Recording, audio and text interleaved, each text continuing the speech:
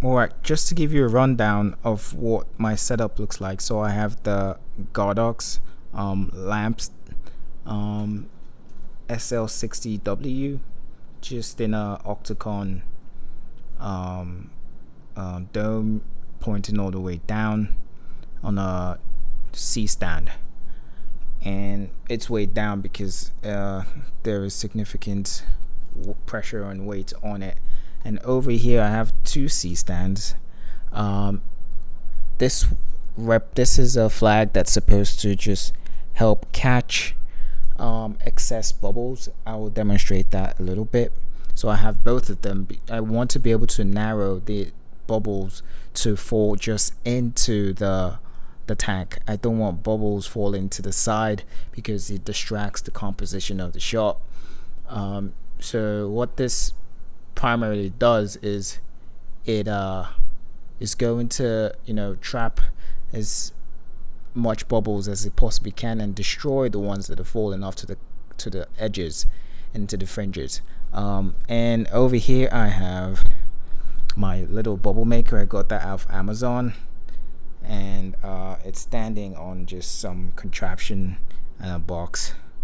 And I have over here a lamp shining light directly onto the bubbles. Godox SL60W, and I have over here two aperture LED lights. This one's flooding light directly into the tank to kind of light up the bubbles from underneath. I have another one over here lighting up the periphery of the left hand side of the frame, just to introduce so the bubbles have more light. I will explain to you in a minute why you need to have the bubbles have lights from a lot of direction. The more predominant your light source, the more beautiful it would turn out in the images. And over here I have another lamp that's going to light up directly at the and to the front. And I have my camera over here with the Blackmagic's Pocket 6K with the Sigma 50 to 100 mm. And as you can see, there's some distance between that and the tank. And I will explain what that purpose is in a moment. I have my monitor where I can see exactly what's going on while I adjust framing on this end.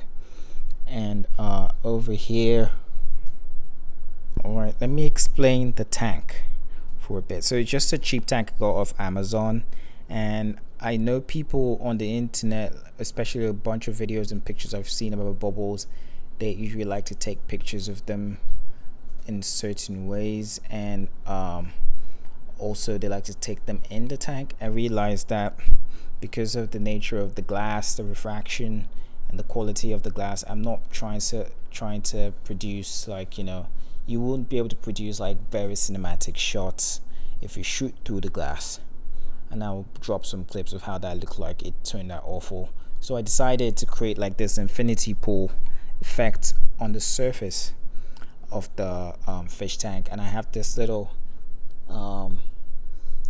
tub that just catches all the excess water that comes out of that. So I always try to top it up to the top, and just to create that meniscus on the water table. So when you're looking at it right from the front, you want to have that horizontal line be as straight as you possibly can get it.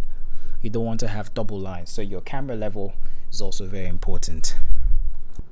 Another critically important part of this that I think I should mention is composition with respect to building up the shot and also focusing.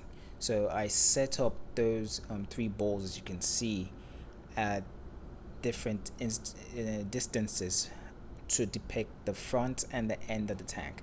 And I want my focusing plane to just take into account that exact plane, front and end. I don't want to lose any detail or have any out of focus shots at the front or at the end. So I set my aperture and the distance from the tank to be the appropriate distance and aperture to be able to have all those items in focus.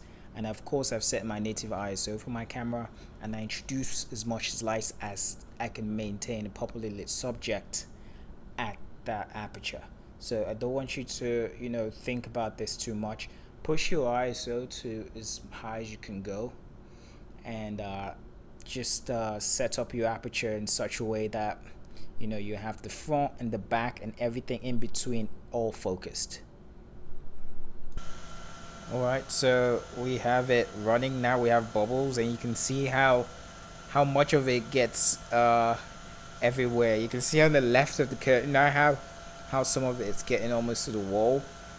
And yeah, I have the bubble maker facing upwards and blowing directly into that separation I had with the flags. And now the ones that get trapped, and as much as possible you can see I've controlled in the frame the ones that fall in front of the camera, outside of the tank, and the ones at the back of the camera, or the back of the tank. So I don't want too many bubbles going into that part, because it's very it's disturbing to watch. It's not pleasant.